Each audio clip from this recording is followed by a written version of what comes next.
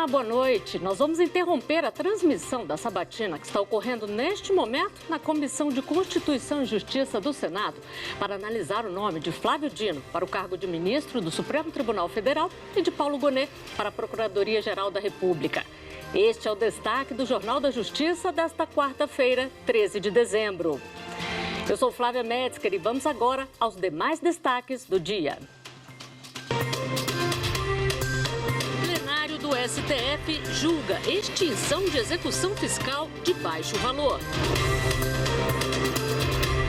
Supremo decide que Câmara Municipal pode regulamentar informações sobre medicamentos em farmácias públicas. Presidente do Superior Tribunal de Justiça nega recurso e mantém troca de comando na presidência da Confederação Brasileira de Futebol.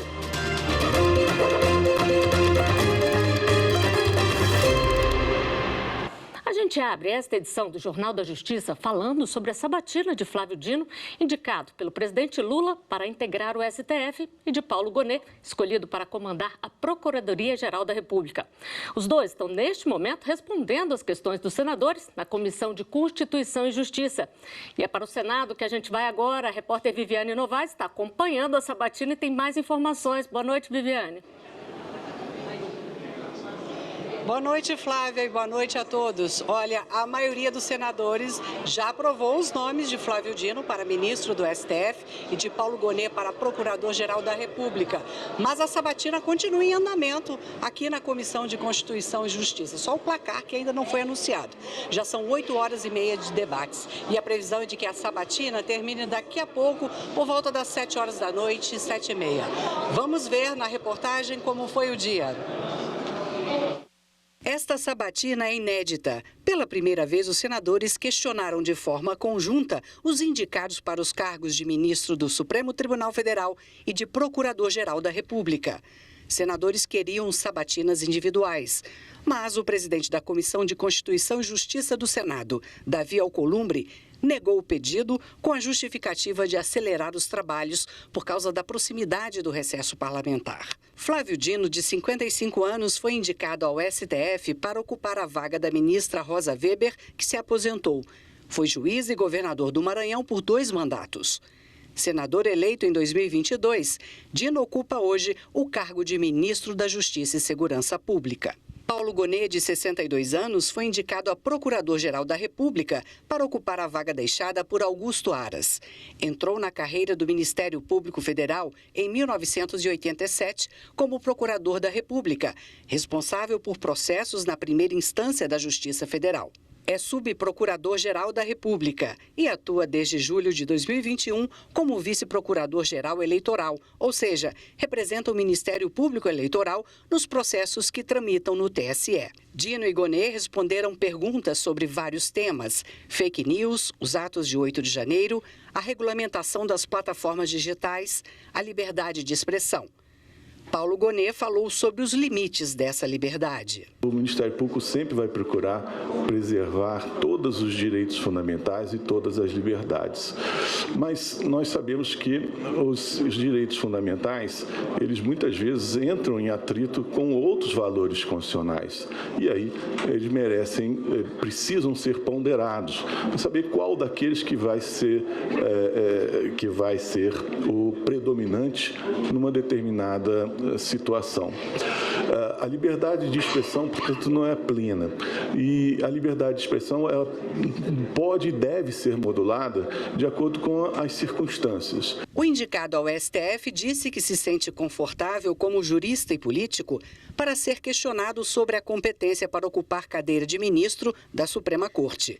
Flávio Dino defendeu o respeito à separação entre os poderes e lembrou que, como ex-governador, sabe da importância de se respeitar os atos administrativos. Dino afirmou que, se seu nome for aprovado, deixará a atuação política. Gosto muito da atividade política, não considero como algo penoso, pelo contrário, e por isso respeito muito a política, a vivo muito intensamente há 17 anos, e merecendo aprovação aqui na CCJ e também no plenário.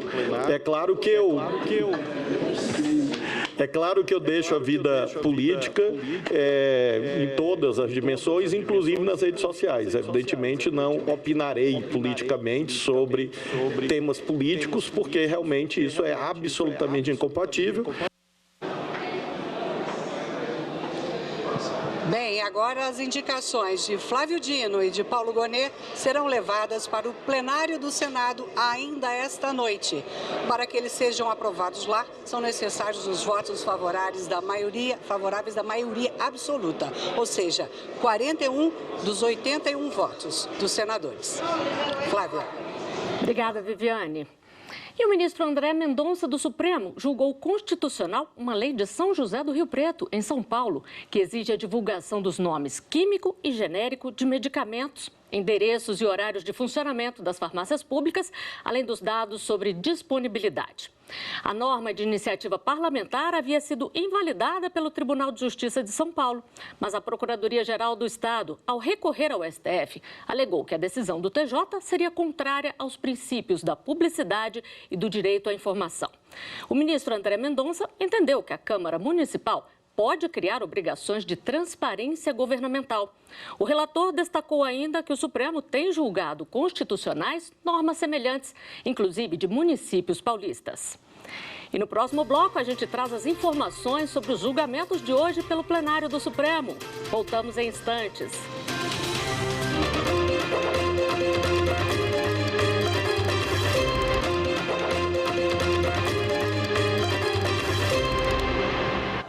O Supremo deu início à discussão sobre execução de dívidas de valor menor que um salário mínimo. O tema tem repercussão geral, ou seja, a decisão tomada vai servir de parâmetro para casos semelhantes julgados em todo o país. A repórter Marta Ferreira tem os detalhes. O caso chegou ao Supremo porque o município de Pomerode, em Santa Catarina, questiona uma decisão da Justiça Estadual. O TJ local extinguiu uma ação de execução fiscal proposta pelo município contra uma empresa de serviços elétricos. A justificativa era o baixo valor da dívida. No recurso, o município argumenta que, em se tratando de crédito tributário, a Fazenda Pública tem o poder-dever de cobrá-lo, independentemente da quantia. Também sustenta que a execução, mesmo de pequeno valor, tem caráter educativo para impedir que os contribuintes persistam na inadimplência. O recurso foi levado para julgamento no plenário. A relatora é a ministra Carmen Lúcia, que negou o pedido do município. Extinguir a ação de execução fiscal proposta pelo município pela ausência de interesse de agir, baseando-se na lei catarinense 14.266 e no princípio da eficiência, não me parece que o tribunal de origem tenha afastado ou descumprido o princípio da autonomia municipal decorrente do modelo federativo, nem o princípio da inafastabilidade de jurisdição.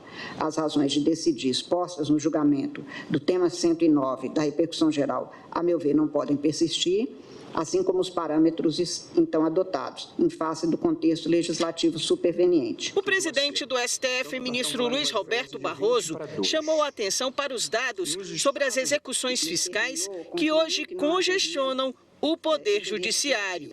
Foi utilizado o valor da causa no momento do ajuizamento, de 6 milhões de execuções fiscais. Essa foi a amostra. A apuração destacou o seguinte: 28% das execuções fiscais estão abaixo de R$ 2.500.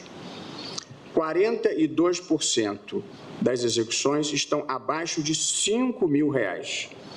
E mais da metade, 52,3%, abaixo de R$ 10.000. E 68% estão abaixo de R$ 30.000. A União obteve um índice de recuperação. Vejam os dados aqui, colegas, sobre o protesto. A União obteve um índice de recuperação de créditos da dívida ativa por meio do protesto extrajudicial de 19,2% entre 2013 e 2015. Ao passo que na execução fiscal, a recuperação girava em torno de 1 a 2% do acervo. Então, nós estamos falando de uma diferença de 20 para 2. Nos estados analisados, está na nota técnica, Rio Grande do Sul, Mato Grosso e Acre, a eficácia do processo extrajudicial de CDA na recuperação de dívidas fiscais foi maior, apresentando um índice de recuperação entre 30% e 38%. E nos municípios de Gramado, no Rio Grande do Sul, e Colatina, no Espírito Santo, houve um resultado de 46% num caso e 16% num outro. E diz a pesquisa, as características socioeconômicas de cada estado e município fazem diferença. Mas os dados que nós temos é a de que os valores, no geral, são baixos e que o protesto é muito mais eficiente. Na sequência, o julgamento foi suspenso por um pedido de vista regimental do ministro Luiz Roberto Barroso. A sessão plenária do STF terminou agora há pouco. A repórter Marta Ferreira acompanhou a conversa e conversa ao vivo agora com a gente. Boa noite, Marta. Boa noite, Flávia. Boa noite a todos. Na sequência da sessão plenária, retomou o julgamento da ação que trata da regulamentação da licença paternidade, que hoje é de 5 dias. Esse julgamento ele foi retomado com o voto vista do presidente, o ministro Luiz Roberto Barroso, que votou no sentido de determinar um prazo de 18 meses para que o Congresso edite uma lei que regulamente a licença paternidade. Caso não seja editada uma lei, fica valendo a regra que hoje é para as mulheres, que é de 120 dias.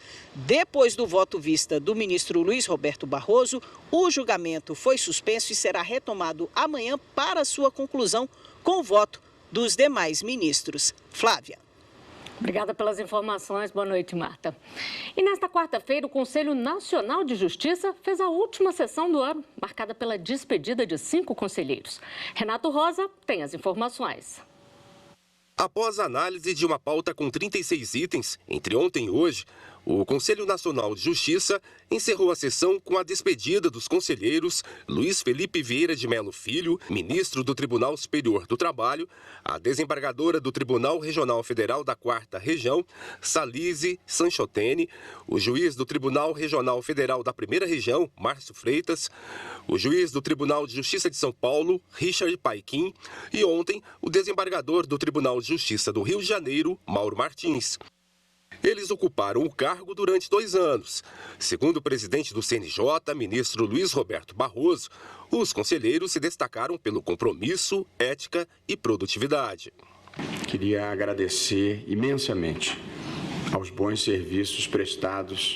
É impossível exagerar a importância que eu acho que o trabalho dedicado e de alta qualidade que prestaram a este Conselho e à Justiça brasileira representam para todos nós. A AGU, o Conselho da Justiça Federal e o INSS firmaram um acordo para incentivar a solução de conflitos por conciliação e agilizar a concessão dos benefícios. A reportagem é de Larissa Graciano. Só em 2023, quase 5 milhões de novas ações foram apresentadas na Justiça, exigindo tempo, recursos públicos e humanos em causas que poderiam ser resolvidas mais facilmente. Hoje, a Advocacia Geral da União tem condições normativas e técnico-jurídicas para levar adiante soluções consensuadas. Que a assinatura desse acordo de hoje significa a união dos nossos esforços pela celeridade para a solução de litígios, pela recuperação de recursos para os cofres públicos e, sobretudo, para atender aos imperativos de uma economia moderna. E quem ganha é quem mais precisa. O acordo de cooperação técnica é voltado para causas como as previdenciárias, pessoas que querem garantir a aposentadoria, receber um benefício como o BPC para pessoas com deficiência, processos que envolvem autarquias e fundações públicas federais. Que pensa ser um marco para a Advocacia Geral da União e para a Justiça Federal, na busca do fortalecimento da conciliação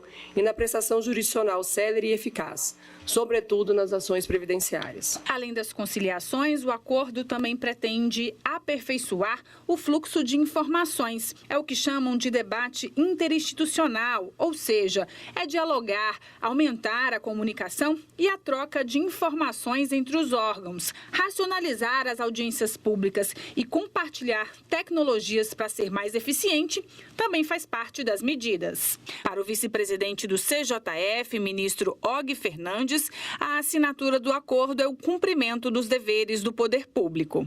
De que nós tenhamos esse papel de humanidade, de atender as pessoas mais carentes, como dizia Brecht, né? Justiça é o pão dos pobres.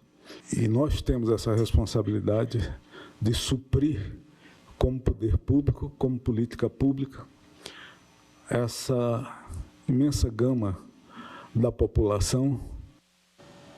A Justiça condenou o Caio Silva de Souza pela morte de Santiago Andrade, o cinegrafista da TV Bandeirantes, atingido por um rojão durante um protesto no centro do Rio de Janeiro em 2014. Caio foi condenado por lesão corporal seguida de morte. A pena é de 12 anos em regime fechado. O outro acusado, Fábio Raposo Barbos, foi absolvido. O Ministério Público afirmou que vai recorrer da decisão. A família do cinegrafista Santiago Andrade disse também que irá questionar a absolvição do outro réu. E a seguir, presidente do STJ nega recurso e mantém troca de comando na Confederação Brasileira de Futebol. Voltamos já.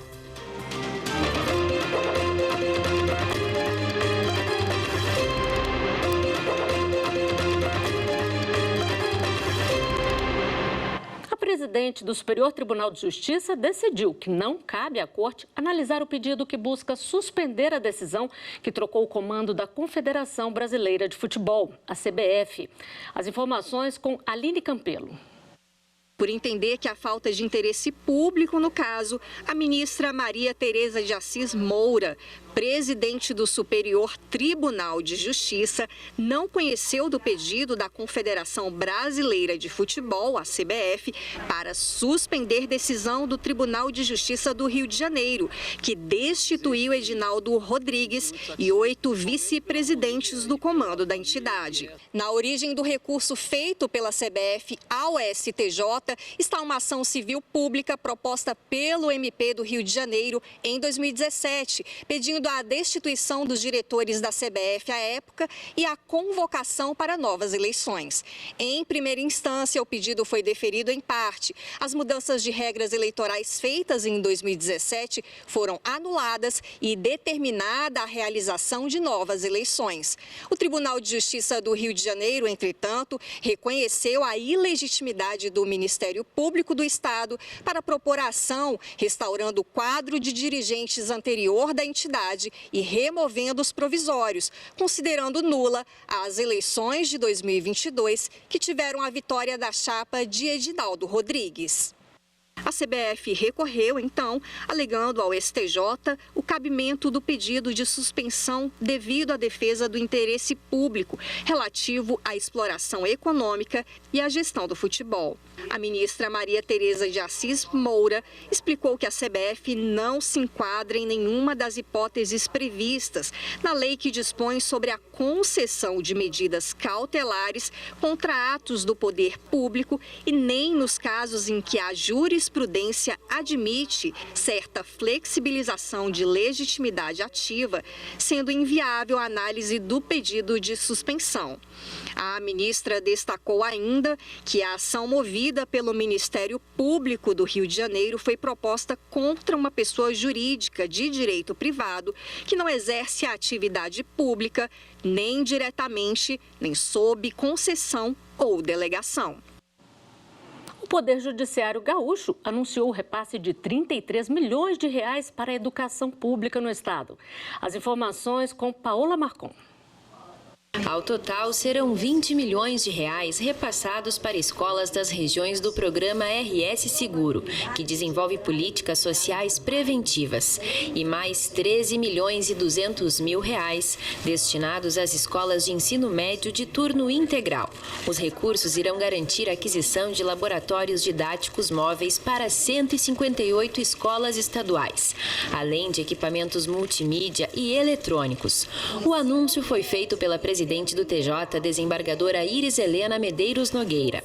Muito embora a missão principal do Poder Judiciário seja a pacificação dos conflitos sociais e a garantia dos direitos, o Judiciário não está encastelado, nem alheio às dificuldades da comunidade a que serve. Os desafios contemporâneos serão sempre superados mais facilmente se as nossas lideranças atuarem, estimadíssimos deputados, harmonicamente, cooperando mutuamente entre si, respeitadas sempre a autonomia e a independência dos respectivos poderes e instituições. Prestigiaram o ato magistrados e servidores da administração do TJRS e autoridades representantes dos demais poderes. A tarefa da educação não é a do professor apenas, ou de um pai ou de uma mãe apenas, mas de toda uma sociedade, né? A educação é, sem dúvida nenhuma, fundamental para erguermos cidadãos e termos, quem sabe, menos justamente demandas judiciais, menos conflitos, menos trabalho para esse judiciário, inclusive. O nosso reconhecimento, a nossa gratidão e a nossa confiança de que esse dinheiro retornará com muitos e muitos ganhos e lucros para toda a sociedade gaúcha. E uma ação de órgãos do Judiciário em Mato Grosso levou cidadania e serviços de assistência a pessoas em situação de rua, no centro da capital, Cuiabá. O mutirão atende a uma iniciativa do Conselho Nacional de Justiça, como mostra a repórter Eli Cristina Azevedo. Gisela Pereira da Silva é uma das centenas de pessoas em situação de rua que buscou os serviços do primeiro mutirão Pop Rua Ajude, realizado na Praça da República, centro de Cuiabá. Ela é de Rondônia e chegou na capital há 2 meses à procura de emprego e acabou parando nas ruas. No mutirão, foi em busca de cadastro no Bolsa Família. Eu estou necessitada nas ruas, precisando, e eu acho que é uma boa ajuda para as pessoas, né? Para resolver o que as pessoas estão precisando. A iniciativa do Conselho Nacional de Justiça, Judiciário Mato-Grossense, Defensoria e demais parceiros nas esferas federal, estadual e municipal visa o resgate da cidadania, acolhendo essas pessoas com os mais diversos serviços. Serviços essenciais à garantia da cidadania e dos direitos básicos previstos na Constituição. Teremos emissão de certidão de nascimento, registro civil, título de eleitor pelo Tribunal Regional Eleitoral, alistamento militar pelo Exército, CPF sendo regularizado na Receita. Teremos também a questão de serviços judiciários, tanto da Justiça Estadual quanto da Justiça Federal. Essas pessoas elas têm uma dificuldade de acessar esses serviços em razão das barreiras, da burocracia que é imposta. No local, as pessoas também puderam contar com doação de roupas, banho solidário, atendimento nas áreas de saúde, como aferição de pressão, e serviços de beleza, como manicure e corte de cabelo. Também foram realizadas audiências para atender pessoas em cumprimento de medidas cautelares. Nós temos que ter muita atenção para poder fazer esse abrigamento, esse acolhimento, mas diante dos parâmetros legais, as possibilidades e encaminhando os serviços necessários. A justiça também vê os moradores de rua como gente, como ser humano, né? Porque nós somos seres humanos, não somos bichos não, né? O poder público viu que precisa de uma oportunidade e saber qual o motivo, qual a situação de cada um. E esta edição do Jornal da Justiça fica por aqui. A gente volta para a Comissão de Constituição e Justiça do Senado, onde está sendo realizada a sabatina de Flávio Dino, indicado para o cargo de ministro do Supremo Tribunal Federal, e de Paulo Gonet para a Procuradoria-Geral da República. Vamos acompanhar.